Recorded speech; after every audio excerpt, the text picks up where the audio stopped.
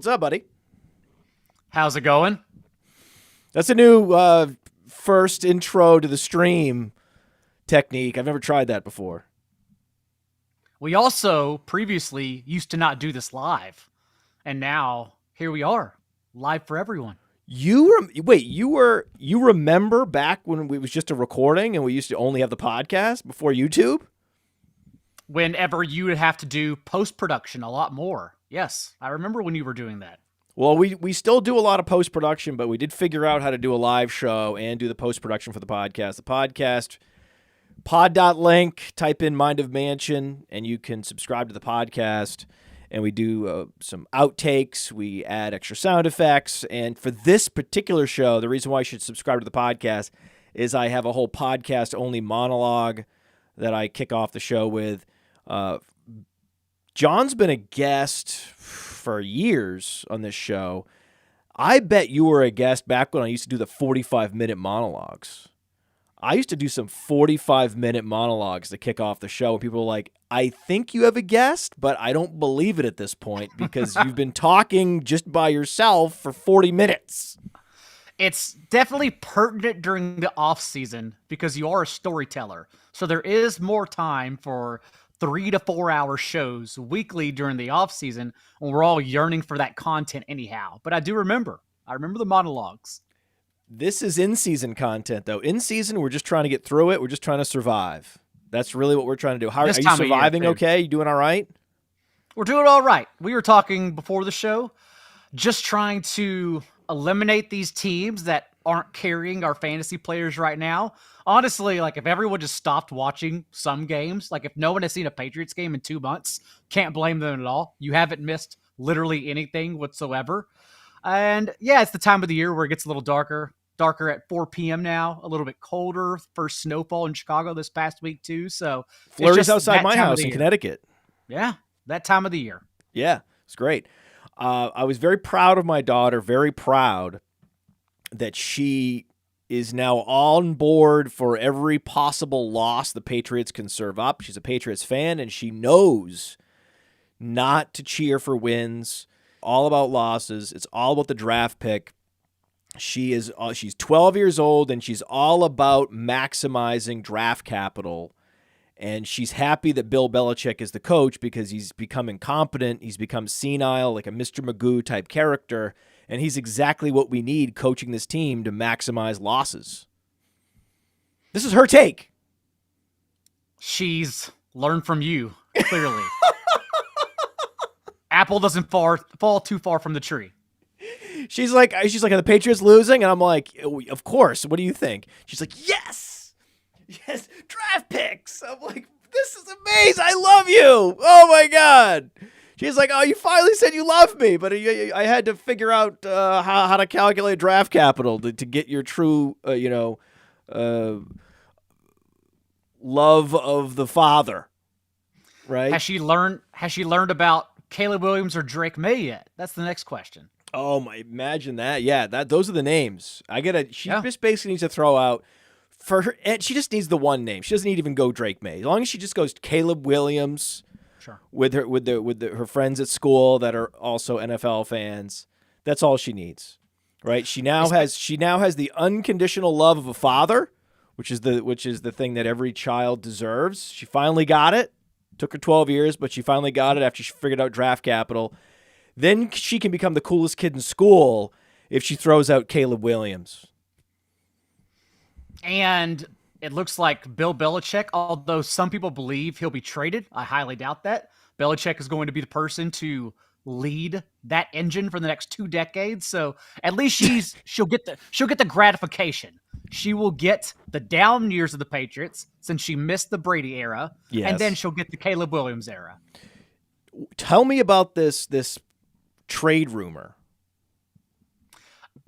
I think it's because people are, and it's not really fair because, again, everyone got the Brady time. I think people believe that Belichick will be traded to the Raiders. I believe that's the conspiracy theory going on right now. Since he was linked to Las Vegas this past offseason, since he tried to trade Mac Jones during the draft, and all reports were that Robert Kraft was the one who came down and said no. I believe they were trying to trade him to the Titans and Mike Vrabel. And so everyone just thinks that's how the new regime will handle it. But I don't think Belichick ever leaves New England's office until he says it's time to go.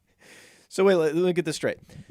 They're keeping the guy that the top equity holder has to consistently intervene to stop from ruining the franchise.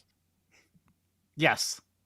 But that was, Yes. Well, in fairness to Belichick, that would have been a fine move. I think a year ago, no one knew Mac Jones was going to be this bad. There was still the conventional wisdom was we can build around this guy. Look what he did at Alabama.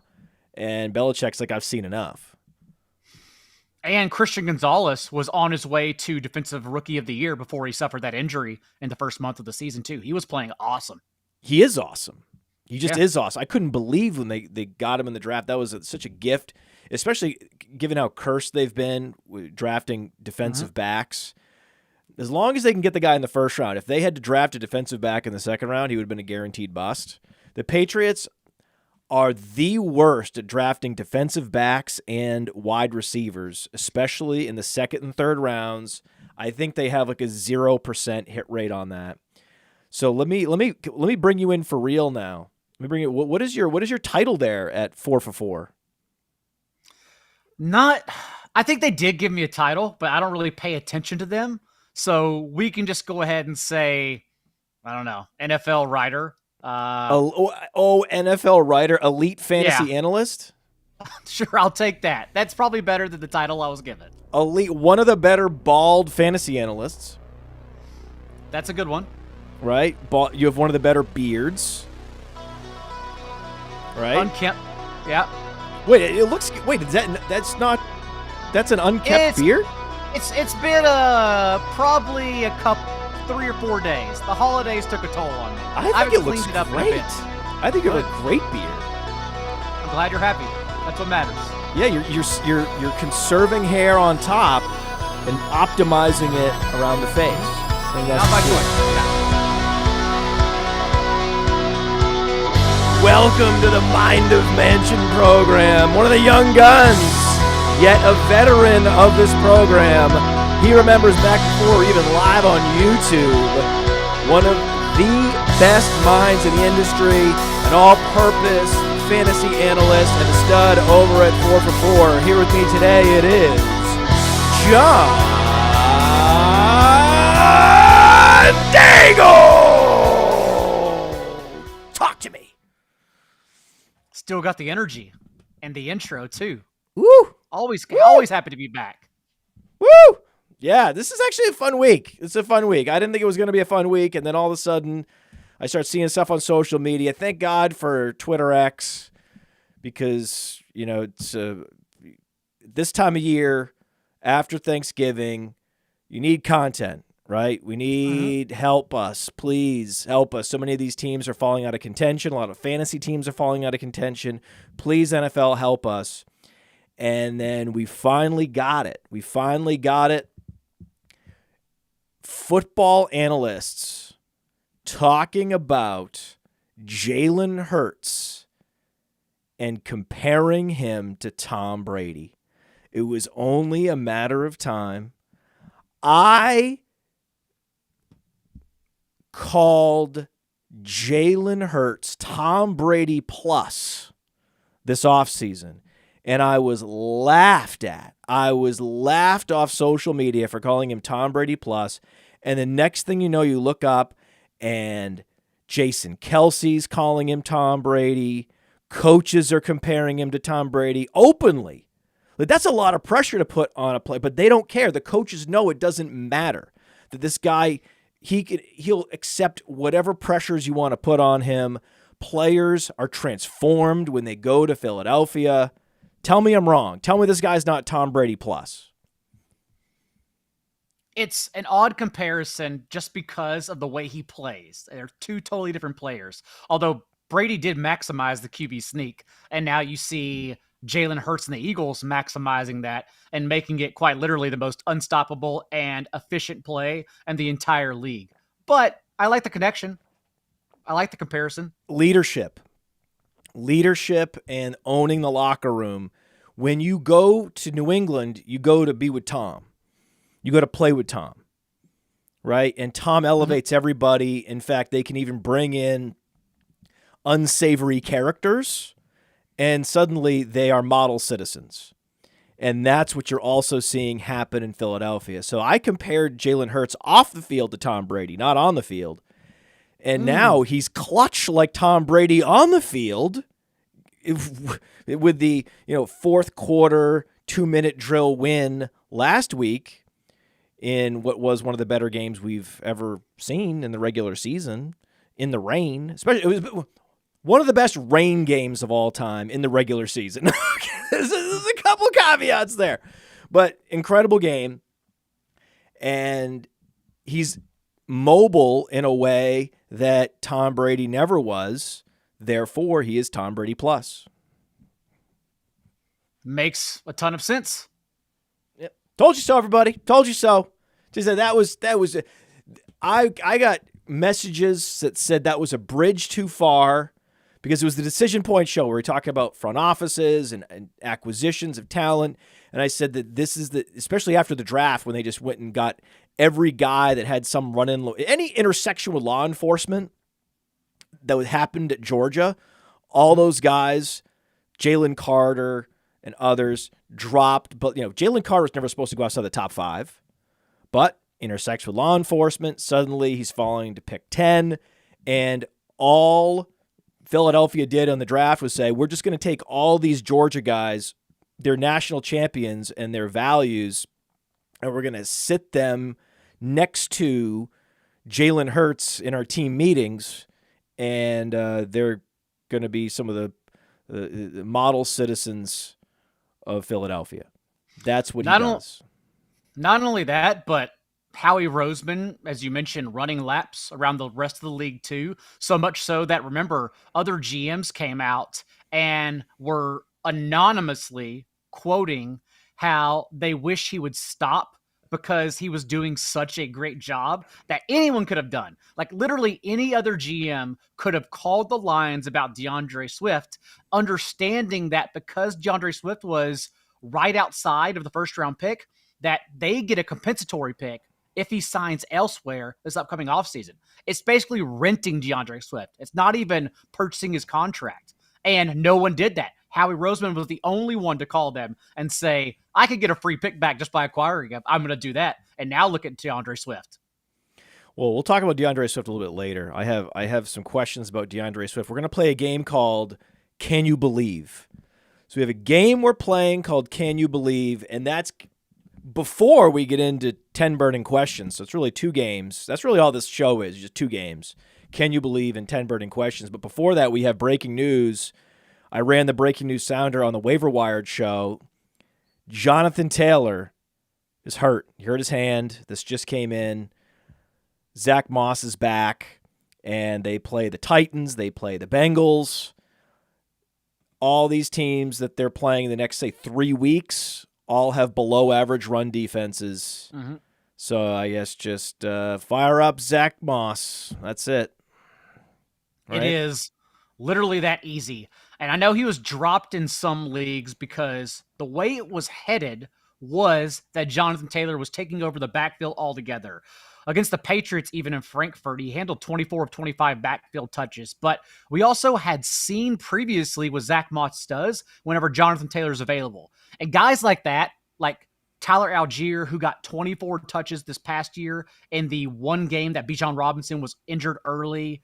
Other contingency options, understanding that Rico Dowdle, for example, is going to get every single touch since they healthy scrapped Deuce Vaughn. Guys like that, I never get away from my bench because I know they can step right in and handle every single carry. And that's what Zach Moss did in his 3 starts without JT earlier this year.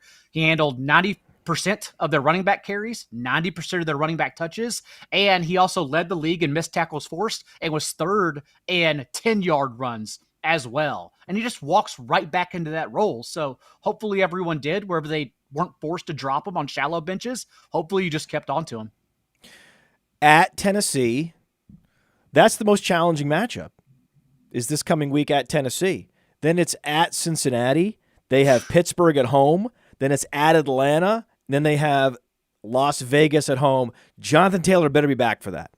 He better be back to face the Raiders at home in the fantasy football Super Bowl. He will be. I'm predicting that now. He will be back. Broken hand, broken wrist for a running back. These are 2-week injuries. They just have to get the bone has to be set. You're assuming he's going to avoid surgery, and then they fit a cast for him, and then there's maybe 1 to 2 weeks he's out, but could have a setback, could require surgery at some point, and then it's Zach Moss, week 17 against the Raiders. Oh God! I hope he's back because please be back. God. The way Rap Sheet made it sound, it was ominous, and that he said the team could be without him in the future, and I don't know what quote "in the future" means. So I am crossing my fingers because, like a lot of people, I was someone who dealt for Taylor for the fantasy playoffs, understanding the direction his usage was going. We'll see. If there's surgery involved and he's going to be a free agent, it's going to be the Zach Moss show, week 17, at home against Las Vegas. That was the reason. You went and traded for Jonathan Taylor for that week. For that game, dude, you wanted to win your championships. We're here to win championships. That's why you traded for him. God damn it. I am also happy for Zach Moss, though, because it's another chance to shine.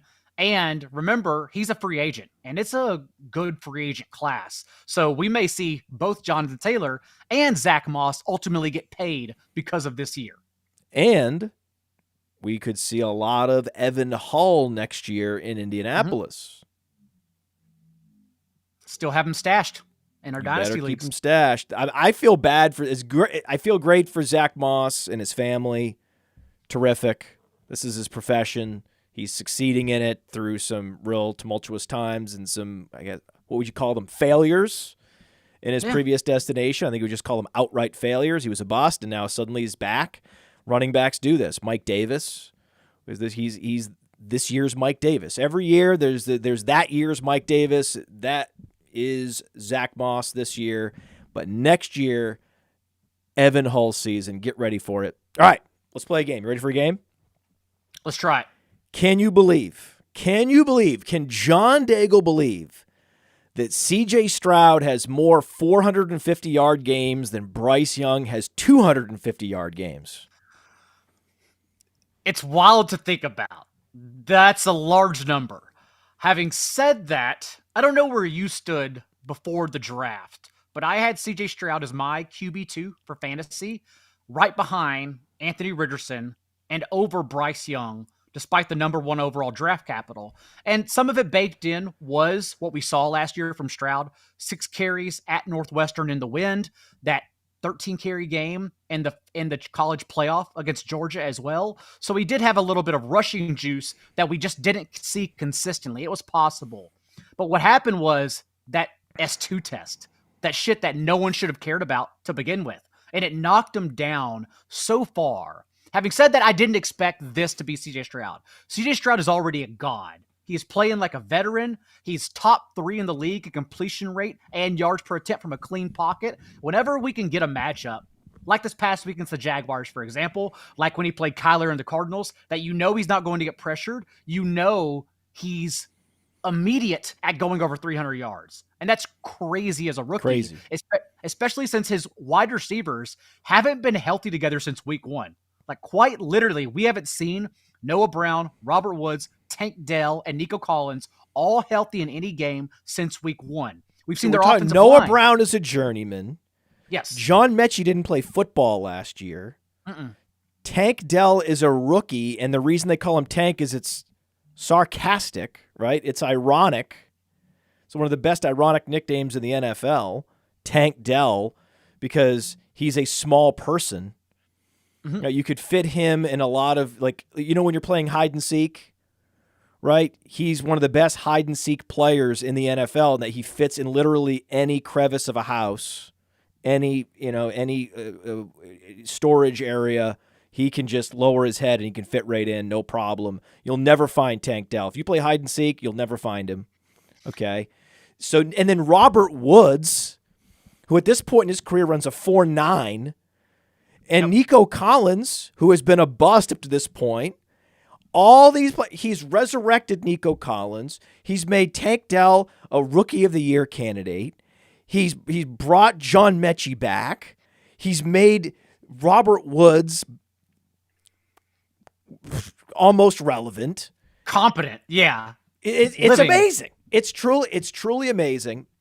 And so when I tell you that the debate at Player Profiler is, at what point is C.J. Stroud the QB2 in Dynasty? Jalen Hurts, C.J. Stroud. That's the debate. Given that we have 2 serious injuries for Joe Burrow now in his career, given Josh Allen's age, although he's still in his peak. But he's not at his peak as a rusher. That's completely fair, yes. And honestly, I think well past peak for a rushing quarterback. And we haven't seen Jalen Hurts' peak yet, which is crazy to think about. No, since yeah, he's only been a full-time starter for 2 years.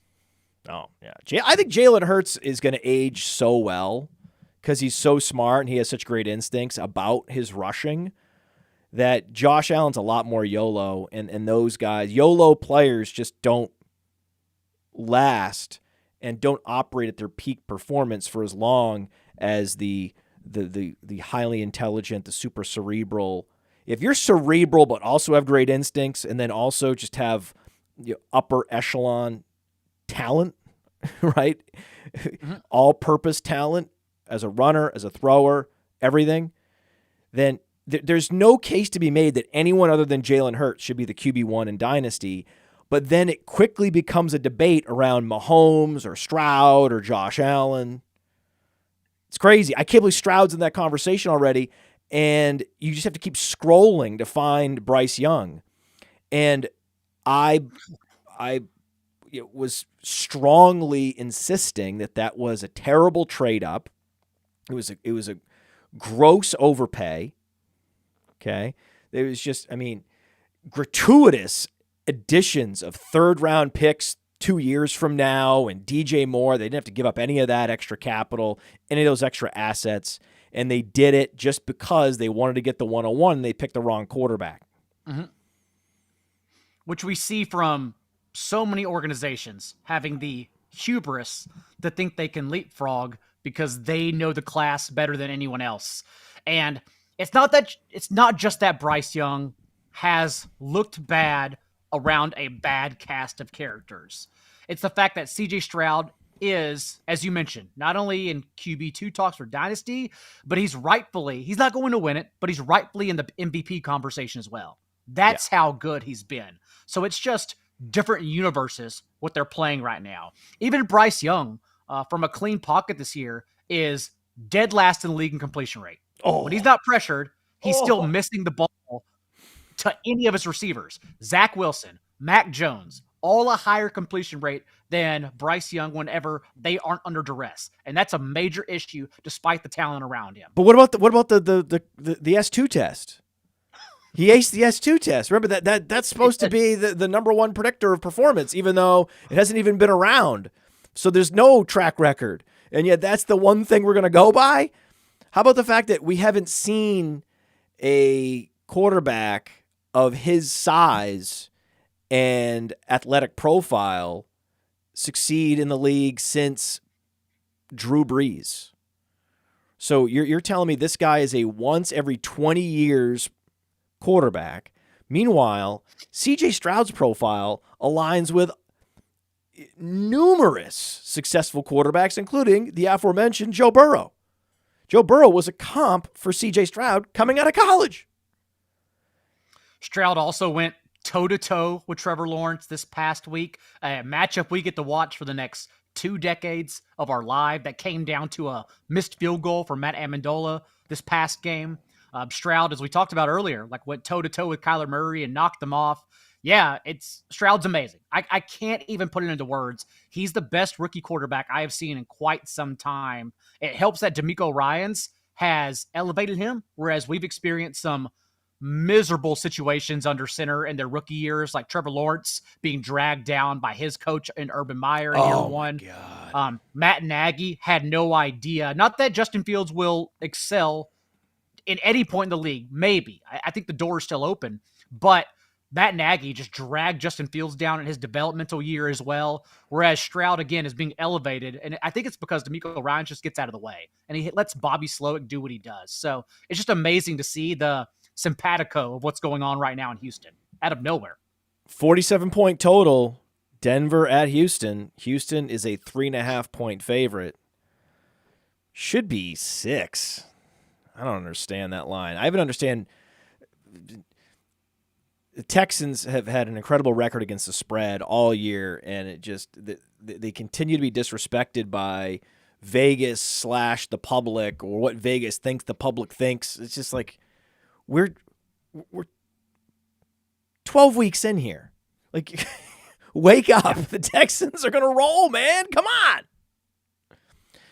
We need CJ Stroud in the playoffs. We need to make that first round of the playoffs a lot of fun, and I would love to see Stroud in it. Can you believe, John Daigle, can you believe DeAndre Swift has 25 red zone carries and 4 rushing touchdowns? I can believe, based on what we talked about earlier and how they use Jalen Hurts. You go back to last year, Jalen Hurts converted 11 of his carries from the 1-yard line into 8 touchdowns, second in the league behind Jamal Williams' 10 touchdowns. Fast forward to this year, and Jalen Hurts has literally doubled the next closest player in touchdowns from the 1-yard line too. He's at 8 on 10 carries. Gus Edwards only has 4 right now. It's just the way the offense functions, and you're never going to stop it. They won't stop because you can't stop it. So whenever they get inside that 2-yard line, which is unfortunate because they have given DeAndre Swift opportunities, but when you're a running back, there's still that extra 1 or 2 yards from where you're lined up to punch it in. Whereas Jalen Hurts starts directly, if not over, the line of scrimmage. So it just works out best in his favor. John Daigle, can you believe Brian Robinson is the RB5 in fantasy? I cannot. And this is coming from someone who has a lot of him in my best ball portfolio, because at least we had the evidence. He closed out the year whenever J.D. McKissick was injured. Brian Robinson led the team with over 18 touches per game. They preferred him to Antonio Gibson. We had that evidence. But to do this, not only that, but to have not as many. He's the second running back in top 12 finishes, only behind Christian McCaffrey this year. Did I see that coming? Absolutely not. And then factor in that this is a Commanders offense that leads the league in dropbacks per game. They're not even a running team, and Brian Robinson's doing that. He's just getting it done every single week. So no, I cannot believe that. Can you believe that Chuba Hubbard has more fantasy points this year than Jonathan Taylor? No, and that's factoring in the first 4 games of the year that he missed. And you can't even really do that because remember, Chuba Hubbard was only a contingency option behind Miles Sanders before their bye. And that's when Miles Sanders got injured. Chuba got every touch. He did well. And then they came out of their bye with Chuba as their featured back. And right now, Chuba's only really getting it done because he's being used as their pass catching back. I'll be interested to see what the new coach and coordinator do with their running backs because the offense is so poor. We still need one of them to get lost in the shuffle. We need either Miles Sanders or Hubbard to get out of the way. That way the other one can get there weekly in a bad offense. But Hubbard, the fact that he's practically started less games than Jonathan Taylor, it's a pretty big deal. Miles Sanders isn't going anywhere. You know why? The contract. $13 million guaranteed. Technically, It's a $25.4 million contract, but the more important number, $13 million guaranteed. That's the more important number. So he's going to be a breather back plus in Carolina to Chuba Hubbard as the primary back, but because they don't score any touchdowns in Carolina, Chuba Hubbard's never going to be a guy you're starting with any kind of confidence because of the presence of Miles Sanders and the anemic quality of this offense. It's not going to be There's a reason he's the running back 30, right? But he could be the running back 20 on a good offense, given his role and given how good he is as a receiver. I just didn't see that coming. I also didn't see Gabriel Davis. Can you believe Gabriel Davis put up 100-plus yards in the rain? Because Gabriel Davis has some of the worst hands. He's one of these guys that every year the gloves keep getting longer until they go down, or they stretch all the way down his forearm as he tries to squeeze the football. And then he ends up putting up over 100 yards in the rain. They end up targeting him more in the slipperier conditions. That was shocking to me. But I am still a firm believer that for the rest of the year, you're going to see more targets, more fantasy points scored by Khalil Shakir. Do you agree with that? I disagree. I wonder what happens whenever Dawson Knox comes back after their bye. I don't know if they are intelligent enough to keep running 3 wide sets as they've done on over 90% of their plays with Knox sideline. Because before this, that's when they kept Khalil Shakir off the field in favor for those 2 tight end sets that actually made their offense worse. Because as much as I like Dalton and Cade, Dawson Knox is also a 90th percentile athlete. You can't feature your offense with 2 tight ends in 2023 when you have Josh Allen. That's not the best way to maximize everything. So I'm worried, although I do like Shakir as a player, I'm curious if they like him as a player. John, can you believe that Amari Cooper is picking up nagging injuries just as his offensive situation became challenging? It's bad news. I don't even know what you do with him and Cooper Kupp in the fantasy playoffs. I get asked all the time, and I'm just not sure because it's hard to bench name players like that. But in what situation do you want to start them? No, this is the Raiders all over again. Amari Cooper is a European sports car. Okay, things have to be just right. The conditions have to be just right. Dak has to be healthy. The offense has to be up tempo, right? He has to have a good rapport with Deshaun Watson. And these friendly environments, he can put up 100 yards. He can go out and get you 8 catches for 100 yards. That's what Amari Cooper does. As soon as things get challenging for Amari Cooper, he wilts. He is one of the most fragile wide receivers out there. Now, he's played in 17 games in a regular season. Like, he's been relatively injury-free, but he is the most fragile, uninjured wide receiver that's out there. We've seen him when he goes up against alpha cornerbacks, nothing, right? Give you 2 catches for 16 yards. This is the Amari Cooper story. He's now the wide receiver 30, and we're going to look up, and he's going to be the wide receiver 40 in a couple weeks. Makes a lot of sense. Even in Dorian Thompson-Robinson's 3 starts, the Browns haven't reached 14 points. They're creating the worst environment possible. PJ Walker was one of the worst quarterbacks in the league, both under pressure and when kept clean as well, because he's PJ Walker. He's not supposed to be in there. So, yeah, it's not going to get any prettier for Amari Cooper, unfortunately. If you need a win and you're considering starting Amari Cooper and you have a shallow bench, you have no one to drop, let's say the guys in your bench are like Rico Dowdle, the perfect stashes, you would never drop these guys. I say drop Amari Cooper and pick up Curtis Samuel. If you're trying to win this week and it's all about actually scoring fantasy points, don't wait around for Amari Cooper to, be active in spite of the questionable tag and give you 3 catches for 30 yards. Don't even worry about it. Don't even bother. It was just like I talked about with Jerry Jeudy a few weeks back. Just let him go, man. He's not going to help you, so why give yourself that dilemma week in, week out that you're facing? Just let him go. At this point, even Justin Watson may be a better start this week because Watson's out there in free agency, and what we saw for the first time all year is the Chiefs elevate him and Rashee Rice to 2 wide receiver sets.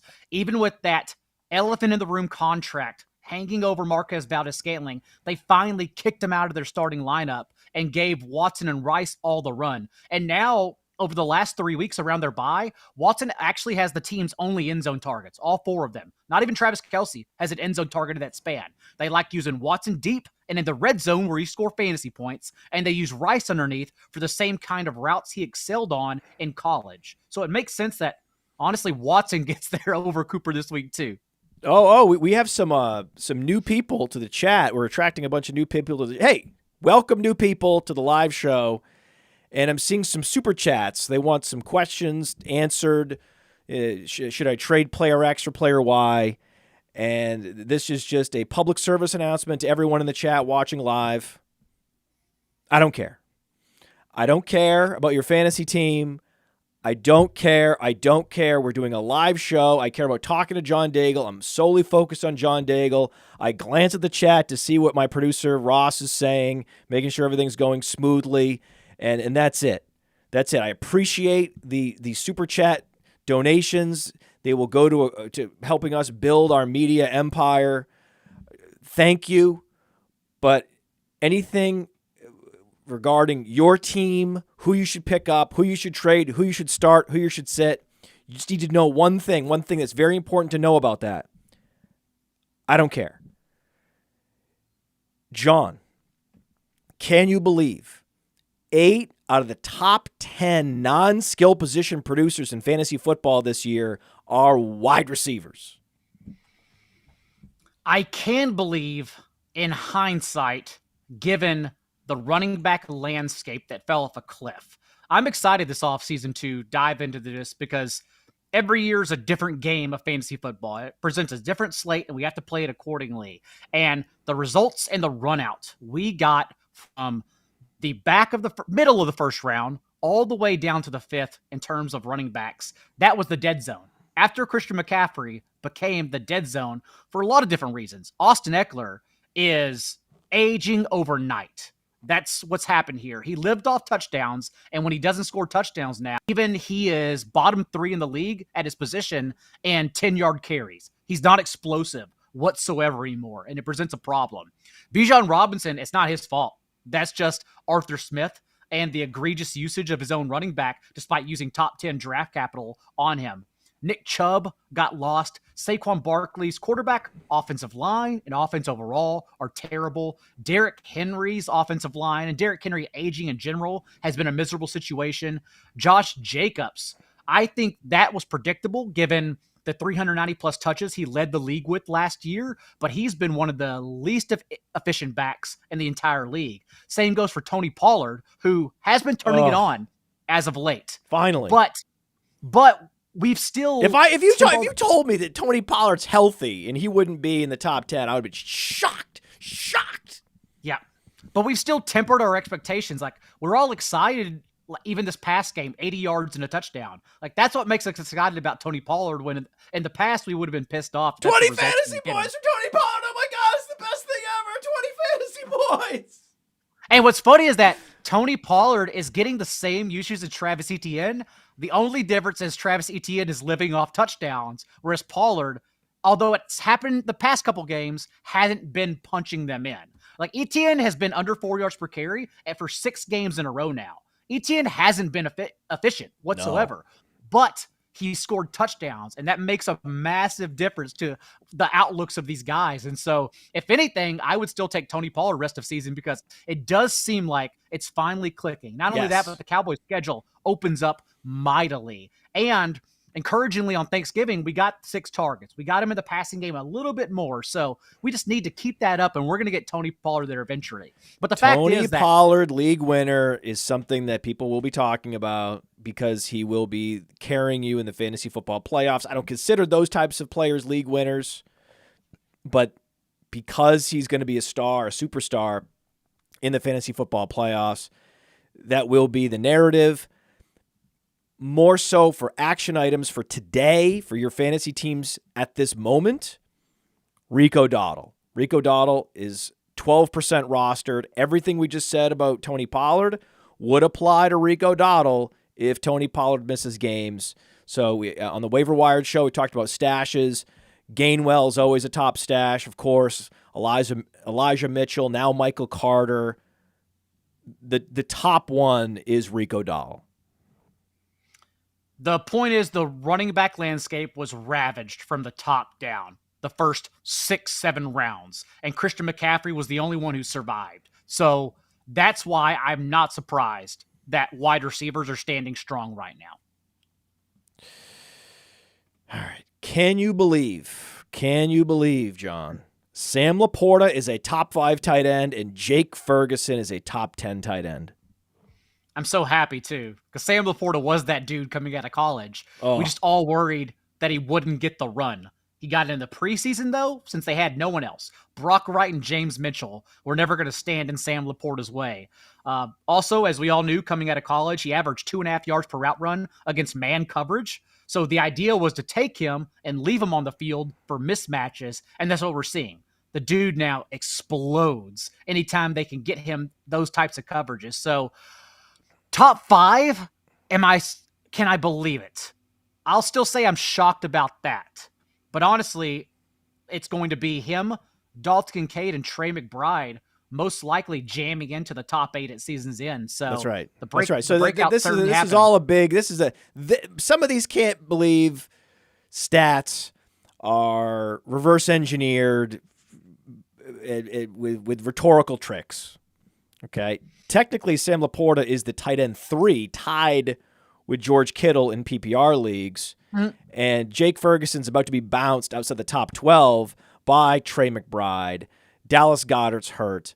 The bigger, more interesting and fun, can you believe, looking at the tight ends, is that Jonnu Smith, through 11 games played, is outscoring Kyle Pitts through 11 games played.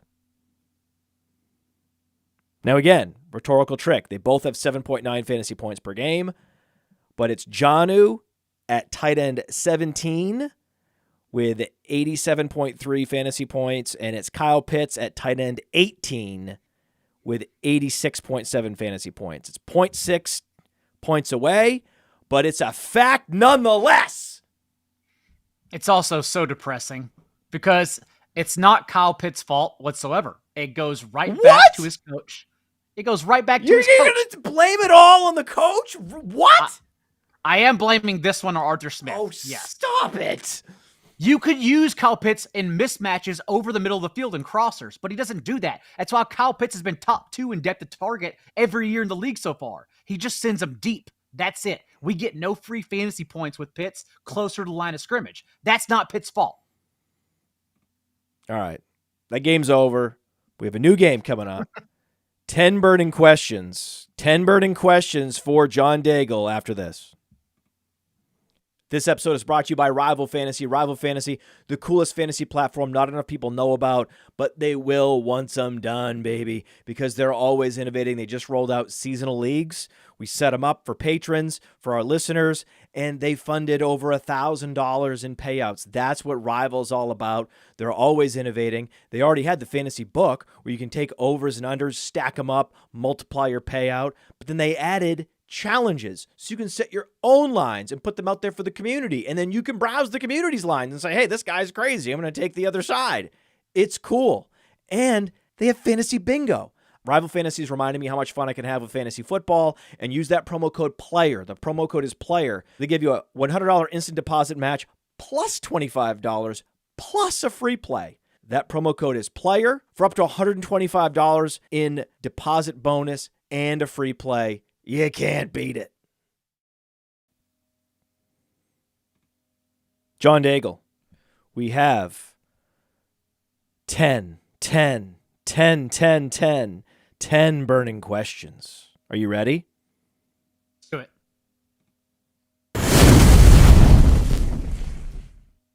Kenny Pickett is the worst starting quarterback since Zach Wilson. Oh, no. That's probably right. We don't have to go back too far for the correct comp for a prospect we had questions about to begin with, and their coaches stuck with too long. Having said that, if we're talking about helping people out immediately in their fantasy football leagues, given the state of the waiver wire this week and the matchup, because matchups make quarterbacks, look at Jordan Love the past month and then look at his opponents. That's why you see all the rumors that Jordan Love's now doing better. He's not necessarily doing better. He's playing soft defenses. Kenny Pickett had the Bengals last week, and now he gets the next best matchup with new coordinators in the Cardinals. I do think Kenny Pickett can have success for everyone struggling with 6 teams on bye this week. But major question marks, obviously, about his career. Okay.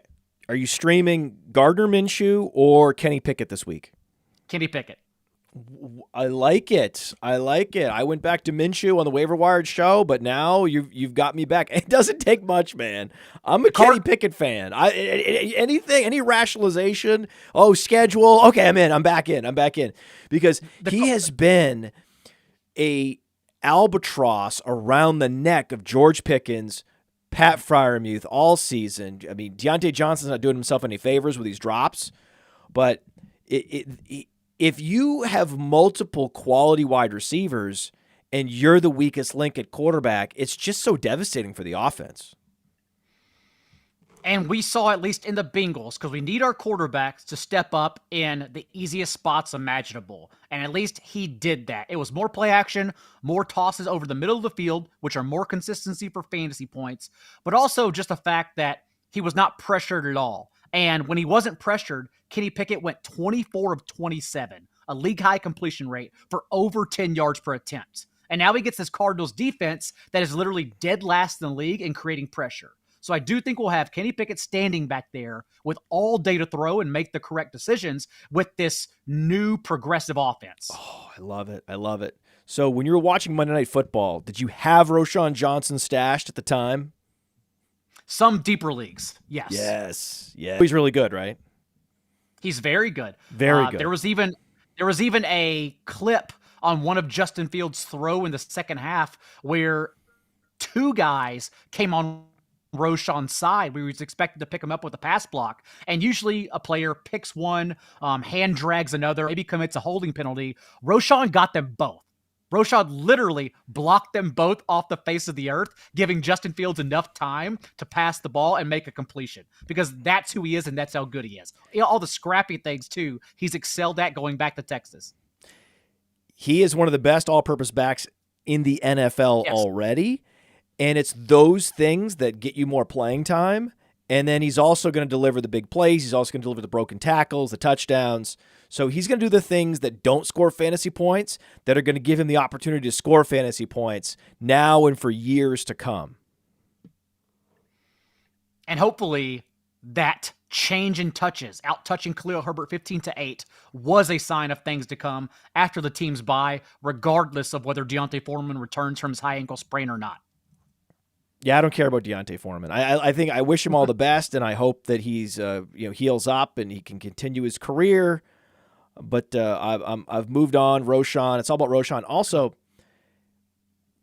the injury helps the Bears. I know they're not trying to win games right now, but if they were trying to win games, and the coaches are trying to win games, if the coaches are trying to win games, when you have a running back there that with 100% catch rate, game in, game out, like Roschon Johnson, then the defenses don't know what you're doing, right? When you have D'Onta Foreman back there, more often than not, it's going to be a run. Just like when you put a satellite back there, more often it's going to be a pass. When it's Roschon Johnson, defenses have no idea. They can't take any cues based on who's in the backfield, and that gives your offense more versatility.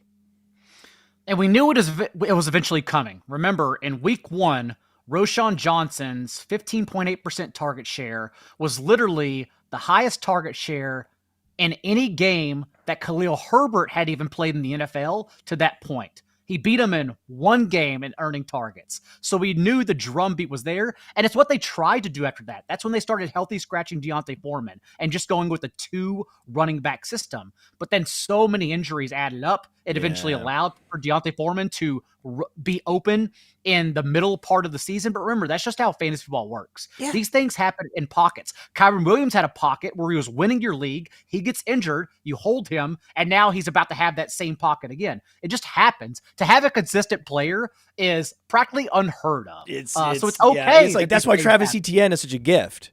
Yes. And he's not even a top 10 fantasy asset. We talked about that. Like, he's outside the top 10 wide receivers and running backs, even though he's RB3. He's behind Mike Evans. It's crazy. That's just the year that we've experienced. And I like Khalil Herbert in a slasher breather back role. The optimal touch distribution in that backfield should be 70-30 Roschon and then 30% Khalil Herbert in like a Tevin Coleman with the Falcons slasher role. That's the one area where, when it comes to straight line speed, that's the one area where Khalil Herbert has an advantage over Roschon Johnson, and that's the perfect skill set for a breather back where you bring him in for a drive and give the defenses a different look. But the default back that you should have starting to rely on, and just everyone knows that his skill set, that he's going to be delivering big plays as well as reliability no matter what play is called. That's Roschon Johnson. Now, if you had to guess, in 2024 fantasy football, the consensus 101 will be blank. Christian McCaffrey. Absolutely has to be a matchup-proof, 100% touch back, which doesn't even exist in the NFL anymore. And the fact that he runs in Kyle Shanahan's system to where he's also involved heavily both as a wide receiver and in unique packages and plays out of the backfield. There's just no other option, at least in week 13 of 2023. Would that be the case if Justin Jefferson did not get hurt? Terrific question. The thing is, we know Kirk Cousins won't be back with the Vikings either. So we don't know their quarterback situation for 2024. And Kirk Cousins was quietly having what I think was the best year of his career, at least the best year in Minnesota. Even that game before he got injured, remember, he went 15 of 17 under pressure against the 49ers on Monday night with injuries all around him without Justin Jefferson. He looked awesome operating the system. It's just so unfortunate that he came down with that serious injury. But the way his contract works, he absolutely won't be brought back. So I don't know what to do yet because it ain't going to be Jaron Hall or Nick Mullins. They're going to go out and find someone else in the market. The silver lining of how this season has played out and with Joe Burrow's injury is that I'm going to have a hell of a lot of Jamar Chase next year. I can tell you that right now. Makes a lot of sense. Like that's what I know is going to happen. Whether you're going to have McCaffrey at the top, and then it's going to be Jefferson, and then there's going to be Tyreek Hill, and then suddenly I'm going to be at the 104, 105 getting Jamar Chase. I'm giving you all the 2024 ADP and what you should be doing in the first round now in November 2023. You're welcome. What about Jamar Chase for the rest of the year, though? Do you like this week in DFS? Do you think that he's going to be under rostered? No one's going to want to play him because of he has this Browning problem. But is Browning good enough to allow Jamar Chase to be one of these sort of underowned, like ceiling options that can break the slate at low ownership? He'll be cheap. And the Jaguars are 29th in fantasy points allowed to opposing quarterbacks. So it is the ideal pass funnel matchup, especially because what we're getting from Joe Mixon, I don't think people realize he handled every single touch for the backfield this past week, and it doesn't matter at all. Like, if he didn't have that explosive catch too, you would be getting nothing out of Joe Mixon. As everyone who rosters him knows, because if he doesn't score a touchdown, which is even rare now, some of it's his fault, some of it's the offensive line. Regardless, he offers nothing in fantasy football. As we mentioned earlier, the crashing landscape of the position goes back to Mixon as well in the second, third round. Unfortunately, they're not on the main slate. Monday Night Football, Bengals, Jaguars. Oh, man. Looking ahead, week 14. There we go. Don't worry. What we got? Don't worry. Don't worry. It's not this week. It's next week you want to play Jamar Chase in DFS. Bengals are at home against the Colts. Great spot. That's the spot to play him in the main slate. We need him to fail on Monday night, and then we can all go back in the main slate on Sunday. Yes, we need a face plant root for a face plant of Jamar Chase Monday Night Football and then go right back to him. Oh my God, just right in the, that's going to be so contrarian. It's going to be so good. Those kind of contrarian moves with a stud like Jamar Chase. I love that. Rashee Rice, you mentioned him earlier. Rashee Rice will be drafted in round blank in 2024. I believe we're going to get a wide receiver 1 role for Rashee Rice the rest of the season. And if that's the case and he brings in a heater through the playoffs as well, I'm going to guess round 4, I'll say. Wow, what? I think around the grouping of Drake London. So he's gonna be 2022 Gabriel Davis ADP. I would think so right now.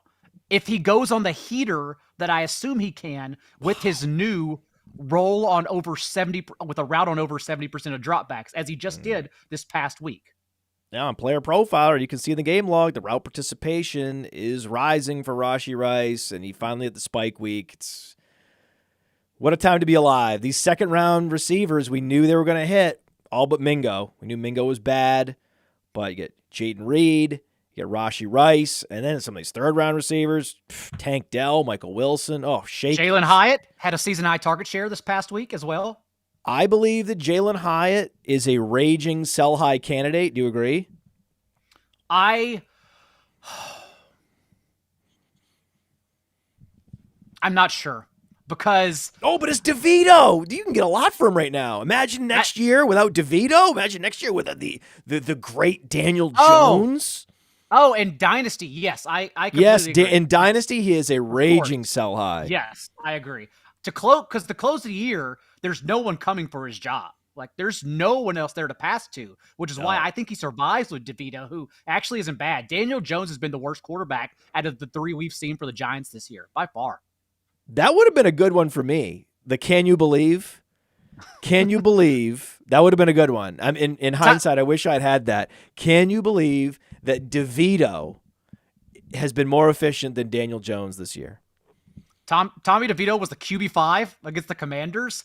Tyrod Taylor also had a top 10 week this year. Daniel Jones he's doing this with no Darren Waller.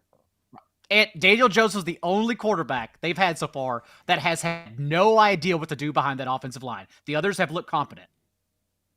It's almost like Daniel Jones is not that good, and he's never been that good, even going back to his time at Duke. He was not good at Duke. And what's even more hilarious about that is that they had almost played their way into the Caleb Williams, Drake May sweepstakes, given how poor their team was doing. But not only did Tommy DeVito come in and ruin that because he's league average, at least this year, from what we've seen, he's certainly league average compared to these other guys. The Giants, I don't think people know this, the Giants are only 2 games out of the playoffs in the NFC right now. No, it's true. That's what's happening right now. Yeah, because the bottom of both sides, the AFC is a lot tougher. We're going to have a scramble to the end. But the bottom of the NFC is so wide open to the wildcard round, the Giants could actually sneak in, which makes me think that Darren Waller might come back too. Oh my God. The Cardinals are 2-10 and they're not eliminated yet. That's the bottom of the NFC. Yeah. And they're not in the Caleb Williams sweepstakes because they get the 2 wins and then now they have Kyler Murray the rest of the year. It's between Carolina and New England for Caleb Williams. Amazing. This is what a world. My daughter's so happy about that. Oh, okay. Here we go. Put in historical context, given his age, how good is Garrett Wilson? Great. Elite. I worry that, like Terry McLaurin, who has never finished inside the top 20 in points per game in fantasy, and it's not his fault, I worry that's kind of the way we're headed with Garrett Wilson too, and the quarterback situation. Maybe if Aaron Rodgers comes back in his age 41 season, like I guess that's maybe something to hang our hat on, leave the light on. But so far, we're going to get one outside the top 30, which not his fault last year from Zach Wilson, Joe Flacco, name the other guys they threw out there, Mike White. Right now, he's 25th in points per game among all wide receivers. So we're not going to get there this year either, especially since it's coming down to only touchdowns. If Garrett Wilson didn't have that touchdown against the Dolphins on Black Friday, that line, even on double-digit targets with 44 receiving yards, would have been absolutely miserable. Garrett Wilson is number 3 in target share, number 3 in air yard share, and incredible. number 8 in total air yards this year. And yet he's number 22 in fantasy points per game. He's already at 1,124 air yards.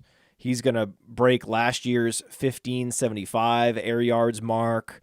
And none of it's going to matter because the passers are just not accurate enough. And it's interesting you said Terry McLaurin, because when you think Terry McLaurin, what do you think? 13.5 fantasy points a game. When I close my eyes and I think about Terry McLaurin, I'm like, 13.5 fantasy points a game. And I look up, Garrett Wilson, 13.5 fantasy points per game. Not shocking, but also sad. Okay, the quarterback play has been worse than what Terry McLaurin is suffering under. I think if he had Terry McLaurin level quarterback play, he would at least put up 15 fantasy points per game. Terry McLaurin will retire as one of the most underrated wide receivers ever. He is a phenomenal talent. In a different circumstance, he could have had a 20 fantasy points per game season. And yet, based on his team situation, never got anywhere close to that. And I do worry that will be Garrett Wilson. We get a long way to go. We get many years for the Jets to fix their quarterback situation. It could happen. I hope. Fingers crossed. Please. On the other end of the spectrum of quality at the position, what happened to Jerry Jeudy? It was a mighty fall from grace, especially as someone who has stood out over Courtland Sutton when they played together to this point of their career. But usually the offseason reports don't matter about players going away, getting in better shape, having better rapport with the quarterbacks. But it is true with Courtland Sutton, who probably is responsible for 4 of the top 5 touchdown catches this year, has made some miraculous catches. He's actually soaked up. Well, he did it with Drew Lock a few years back, too. Yeah. Go look at his highlight reel with Drew Lock from 3 years ago. He's soaked up 50% of the team's end zone targets, so he's getting the ball where it matters most to, and that's so important because there's no volume elsewhere to go around. That's why he's getting everything, and Jerry Jeudy is getting nothing but little dump-offs. The Broncos are second to last in plays per game. They are third to last in dropbacks per game. This is a running, slow offense that banks on efficiency in the passing game, since Russell Wilson does lead the league in touchdown rate. 1 year after, he had a career-low touchdown rate and running back touches. Even Javonte Williams hasn't looked too explosive his last 3-4 games, but he's getting the workload, and there's so much there to go around that's why he's also getting there with touchdowns. So, yeah, it's just not the ideal offense for 2 players to shine, and the one player this year is Courtland Sutton. Yeah, we talked about the possibility last year of Courtland Sutton being Russell Wilson's DK Metcalf, and Courtland Sutton is currently dominating DK Metcalf in fantasy points per game and total, and Courtland Sutton is now officially, after even though an underwhelming Week 12, officially a wide receiver 2. He is number 24 in total fantasy points, and he's even in the top 24 in fantasy points per game. Congratulations to Courtland Sutton. So it's all you could ask for. If you were drafting Courtland Sutton in round 7 or 8, that's all you could have ever asked for. And that was one of those situations where, like with the Christian Kirk, Calvin Ridley, we're like, hey, the arbitrage is stark here. Go with Christian Kirk. You're getting similar output at a discount over the guy that's going 3 rounds earlier in Calvin Ridley. Same was true this year with Courtland Sutton vis-a-vis Jerry Jeudy. Okay. More likely player to be betrayed by his team in the NFL draft. Mm-hmm. Kyren Williams or Isaiah Pacheco? I will say Isaiah Pacheco because I don't think we're having the Jerick McKinnon and Clyde Edwards-Helaire experience brought back. So I would imagine the Chiefs add a running back, and they do have a type. Edwards-Helaire, what did he test well? No, but he still had peripheral stats when he came out of college, and leading the SEC in receiving yards. So he was a good receiving back. But it seems like they're still going to want to add that role because even this past week, they only gave Pacheco a season-high target share because Jerick McKinnon was out. They just didn't entrust CEH whatsoever. So by default, I think that's the team that adds one. I don't think they betrayed Pacheco because they were burned so badly by Edwards-Helaire. Sure.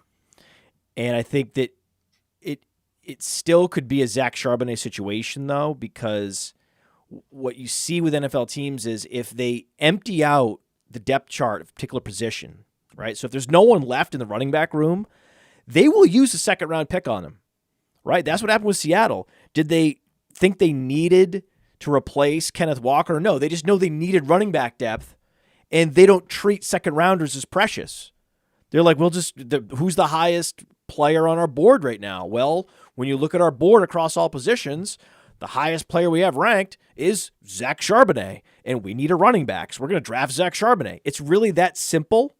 I mean, not with Howie Roseman. Certainly the best GMs have a much more sophisticated process than that.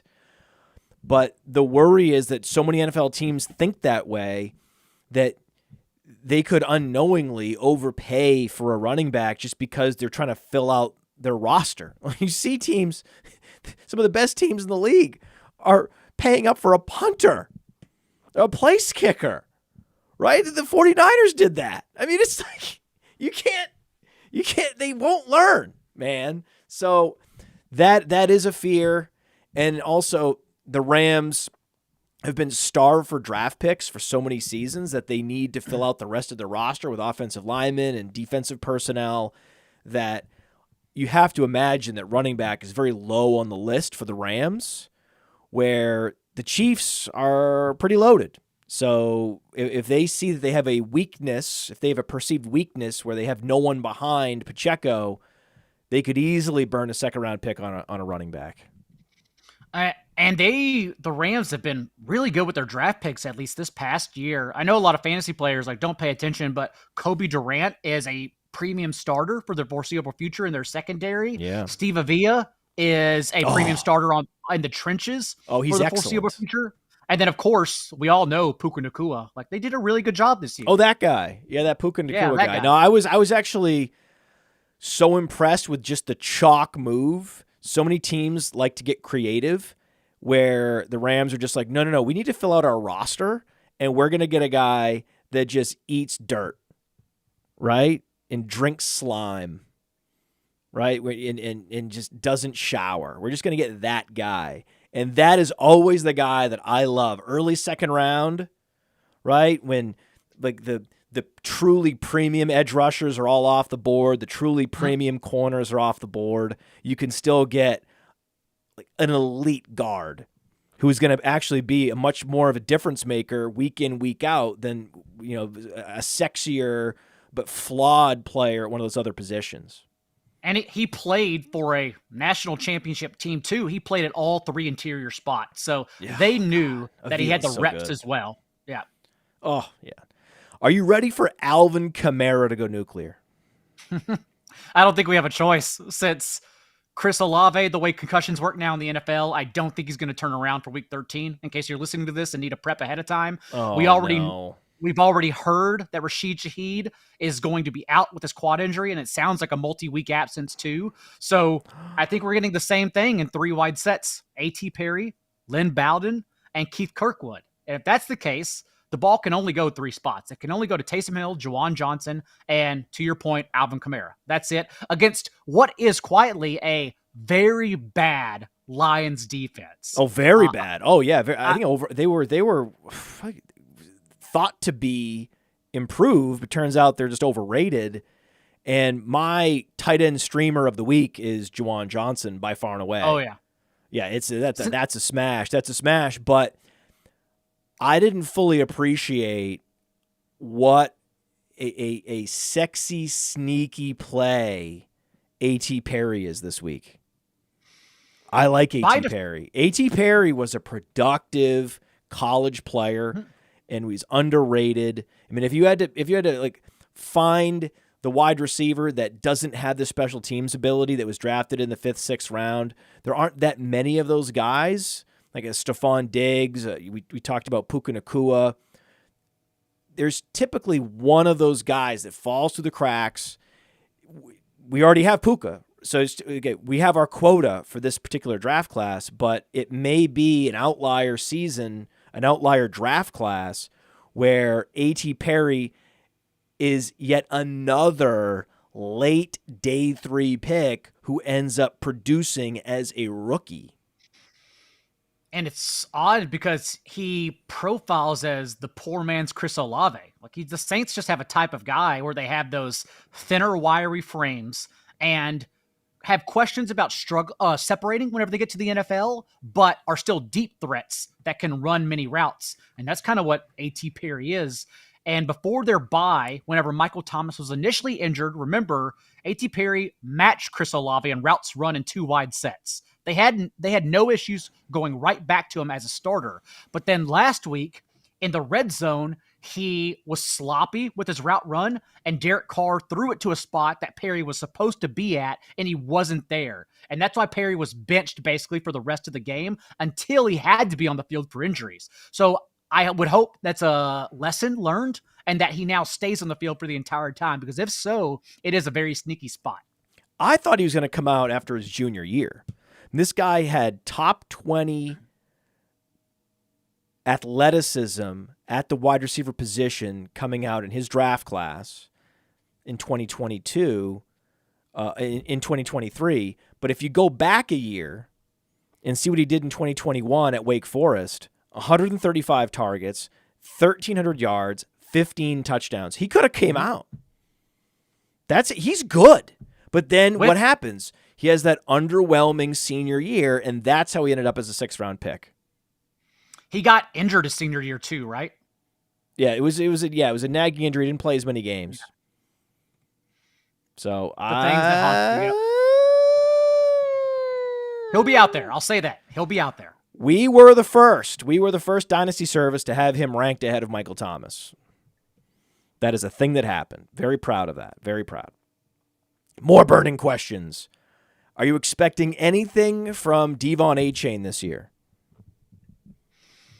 It's really tough to get back on board, honestly. The good thing is that he's the kind of player where even if he has limited touches, it doesn't matter. Like, he's always going to be a limited touch player based on his size and this offense and how they use him. So you're not really worried about if he were active and they say his touches are going to be limited. Cool. If I need to, I'm going to start Achane on 5 touches anyhow. What worries me is that Jeff Wilson popped up. And Jeff Wilson is the kind of player this team needs. It was not only a season high, 33% of running back carries, but Wilson also recorded a season high 10.7% target share this past game against the Jets. And he was involved in the first half. And it's because they are a speed and finesse team, but they still need physicality. They need someone to help on short yardage downs. And that's exactly what Jeff Wilson brings. It's like you mentioned Khalil Herbert and the slasher role. Like, Jeff Wilson brings a toughness at the line of scrimmage that it seems like a football guy thing to say, but genuinely, like, imposing your will is something that has to happen, even on the most fun offenses in the league, like the Miami Dolphins. So I worry that Jeff Wilson's here to stay. And if it's a 3-headed backfield, that's not good for Achane. No, it's not great. I'm expecting nothing. Anytime a rookie has a setback with a knee injury mid-season, I'm out. I'm just not excited. I try to tell Theo this. Theo's like, "Oh, don't give up on Achane." I'm like, "I'm giving up." I could be wrong, but probability-wise, more likely than not, he doesn't give you anything. And I think that's what makes me. And then he also has a Jeff Wilson problem, like you say. That's what makes me so impressed by Tank Dell. the fact he hasn't gotten hurt, and you've seen some of the big hits and the way he moves his body around to avoid those hits, it's wild. Like, man, Tank Dale is a one of one. He's awesome. Jaden Reed, too. Absolutely. Look who else is already hurt. Michael Wilson already hurt, right? Jaden Reed has been a rock this year, and he is super slick with his movement, and he avoids contact in a way that even Tank Dell can. So, and we knew that. We knew that from Jaden Reed because Jaden Reed has always been a dog. Like, he played like he's 6'4", 300 pounds. That's just the kind of receiver he is. I love him. I love Jaden Reed. I love him too. He's great. Who's your favorite DFS play this week? I'll be all in on how to uniquely stack the 49ers. Okay. Because not only are the Eagles an offense that are matchup proof, and we always want to target that side, but we've now seen the Eagles, whenever they play good quarterbacks, their secondary, everyone likes to cite the names Darius Slay and James Bradbury. They've been getting dog walked all year. Oh, yeah. I was on Josh Allen with cheaper stacks around Stephon Diggs this past week, and 3 of the last 4 games that the Eagles have faced, the quarterbacks have reached 28 fantasy points. They've allowed over 8 yards per attempt over the last month. It's just although they get pressure from their hogs in the front of the trenches, the secondary is a problem. And so if anyone can scheme around that, it's certainly Kyle Shanahan. So I really like Brock Purdy and 49ers onslaughts this week. Yeah, that's why we have cornerback pages. You can go to James Bradbury's page and you can see his coverage rating and his advanced stats, and that's what goes into our cornerback rankings. You subscribe to our cornerback rankings on Player Profiler, and they're not just stack ranked based on name recognition. It's what are you doing for me now? It's not what did you do last year. That's the beauty of our cornerback rankings. Thanks to Matty Kiwoom in particular to help manage those and get those dialed in every week. Give me your top truther, the guy that you have stashed in Dynasty that you are not dropping. I have 3 guys, 2 that I understand won't matter, and 1 that will. Those 2 being Darrell Henderson, who we unfortunately lost, although he popped back up for a little bit there, and Isaiah McKenzie, who I think is a very good player. But my third is D'Ernest Johnson, and I think D'Ernest Johnson is actually going to matter. We've seen time and time again that it's always great to be an athletic running back, but honestly, that's the easiest position to skirt by, not being an athlete. You can just be good at football. That's okay. And Roschon Johnson's not fast. Absolutely. Dalvin Cook wasn't in his prime. Like, it's just the way it works, the position. And that's what D'Ernest Johnson is. He is certainly not an athlete. But anytime the dude gets touches, he makes something happen, going all the way back to his career with the Browns, too. If anyone remembers his breakout games behind Nick Chubb and Kareem Hunt during the pandemic. And we've seen that now these last 3 weeks. Not only did Doug Peterson come out before the bye and mention that he wants to keep aware of Travis been so inefficient, although scoring touchdowns, as we talked about, because he's just putting a lot of work on his plate since Tank Bigsby has just failed every opportunity. Well, Tank Bigsby is a fumbler. Yeah. If you're going to be a playoff team, if you're going to be a playoff team and a rookie, and you want to get meaningful snaps, then you better you better hold on to the football. Ball security is a big deal. It shouldn't matter as much as it does with these coaches, but for all the reasons they love Roschon, they're happy to bench Tank Bigsby. It's drop passes, false starts. This past game, even, he was in on special teams on 4th and short, and he jumped early and gave the offense a first down. Every chance Tank has been on the field, it's like he's tanking. Maybe it's tanking Bigsby. I can't believe we have 2 tanks. We have 2 tanks in this particular draft class. One of them matters. And one of them is great, and the other is terrible. And the one guy, the ironic tank, is amazing, and the literal tank sucks. But it's opened the door for D'Ernest Johnson. Now, in 3 games out of their bye, 3 consecutive games with at least 28 receiving yards, which doesn't sound like much, but it's a backup. It's a committee back. Also, he's handled at least 7 touches in his last 2 games. And Travis Etienne, more importantly, in the 2 blowouts coming out of their bye in opposite directions. They got their doors knocked off, and they blew out the Titans. Etienne was under 60% of the team's running back touches in those 2 games. Thus, that put D'Ernest Johnson on the field in blowout game scripts.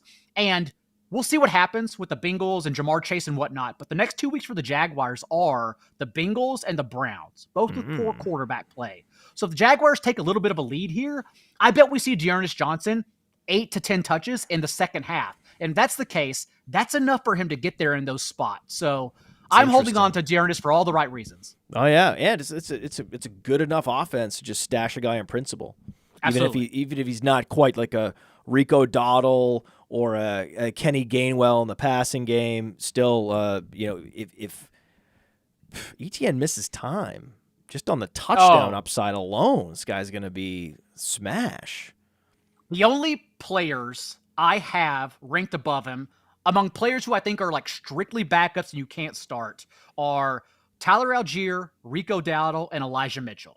That's where it stops for me. I'm not including Roschon because we don't think he's a backup any longer when they return from their bye. I can't include someone like Ty Chandler because he's also getting in the mix. But strictly backups, I think D'Ernest Johnson's a very important stash to have. Very important. Yes. Yeah, he's our top stash. Absolutely. Final question. Let's do it. Get us out of here. Play us out. Play us out, John. Play us out with a bold prediction. If you have the Cowboys offense in any direction, Dak Prescott, Brandon Cooks, CeeDee Lamb, Jake Ferguson, Tony Pollard even, congrats on your fantasy championship because that's the offense you need. It's not only trending towards Dak finishing the year as MVP, which is the bold prediction in itself, but the way this offense operates now out of their bye, passing the ball at the fifth highest rate with a 2-score lead, not even leaning on running backs when they're padding their leads, you're then going to get, from week 14 on, the Eagles, Bills, Dolphins, Lions, and Commanders. Again, congrats on your fantasy championship. And Kellen Moore, we never knew you. Hey, I want to take a moment to thank you for tuning in. It's important to me that all of our media be free. This is only possible because of you allowing a true independent sports media enterprise to thrive unlike any other in the business. So please subscribe to the All In Package to continue to make all of this possible, to ensure that all of our stats, information, data, content is available to you, especially you, the people that get the site and get the show.